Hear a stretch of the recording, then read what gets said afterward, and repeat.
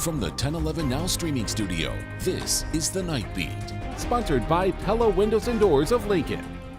Good evening, I'm Danielle Shenk with your Night Beat for Tuesday, September 16th. Topping headlines in central Nebraska tonight, 2 children ages 10 and 7 died yesterday afternoon in a 2-vehicle crash in rural Adams County. The sheriff's office there responded to an intersection just southeast of Hastings after reports of the collision. Deputies say an eastbound pickup hit a northbound farm truck. The children were passengers in the pickup. The Nebraska State Patrol is handling accident reconstruction. In Clay County, a multi-vehicle crash on Highway 6 this morning resulted in only minor injuries. According to NSP, a turning semi failed to yield, hitting an eastbound semi and a stopped garbage truck. The driver of the turning semi was cited.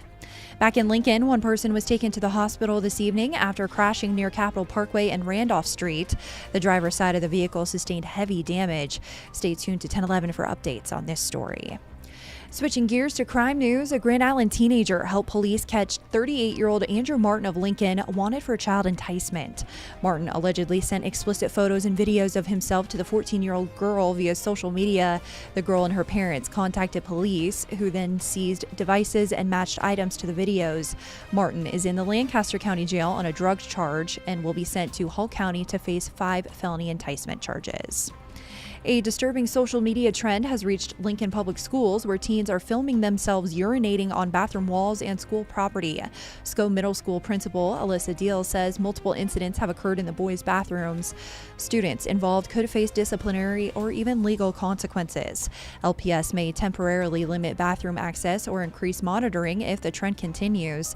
Families are urged to talk with children about respect, and tips can be reported to staff or via the Safe to Say button on their website. Now, the mayor of Mitchell, west of Scotts Bluff, is under investigation for allegedly using city equipment for personal purposes. Photos from the Nebraska State Auditor's office show him using city machinery, including spraying his driveway. He claimed to own it, but the vehicle was confirmed to belong to the city. Auditors also found his personal business received unexplained city payments. The case will be reviewed by the Scotts Bluff County Attorney and Nebraska Attorney General. Calls from protesters and state senators for transparency on converting the McCook work ethic camp into an ICE detention center, dubbed the Cornhusker Clink, are falling on deaf ears. Public records requested by our Omaha sister station returned mostly redacted documents, and now the governor's office says no additional paperwork will be shared, citing confidentiality and proprietary concerns. To some experts, this seems odd since the communications are essentially between 2 public entities, the state of Nebraska and the federal government. The facility is expected to open in about 40 days. Sticking with the governor, he signed an executive order redistributing $20 million to Nebraska taxpayers, largely funded by leftover money from 2 tax credit funds and a surge in casino revenue. According to the State Racing and Gaming Commission, the state's 4 casinos brought in $19 million in the first 7 months of 2025, nearly matching all of 2024. This is really happy surprise to give more money back to Nebraskans that they're due. The message is that we are exhausting every possible avenue to provide funding to citizens in Nebraska who are paying exorbitantly high property taxes. In his announcement, Pillen emphasized that fixing Nebraska's property tax system remains his top priority. This executive order brings the total direct relief provided during his term to nearly $1.3 billion. Lastly, in some lighter news, thinking school lunch can't be exciting? Well, think again. Waverly students recently got to sink their teeth into smoked ribs, ham hocks, and more straight from a 6th-generation Nebraska farm.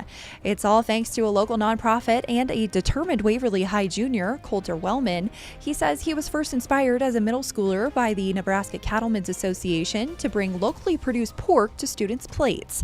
His mission recently came to fruition, with multiple collaborative efforts making the special meal possible. We probably never estimated or guessed that we would have the kind of support from the schools and food services area, but then also just the community, and expand from ultimately a 7th grader that had an idea that he wanted to do to now having a full board of adults and students that are kind of pushing this on and making it go on into the future has been a really cool thing to watch.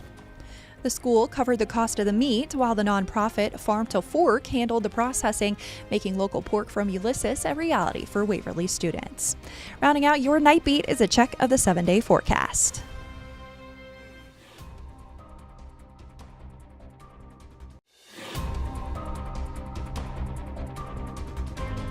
You've been listening to The Night Beat. Sponsored by Pella Windows and Doors of Lincoln.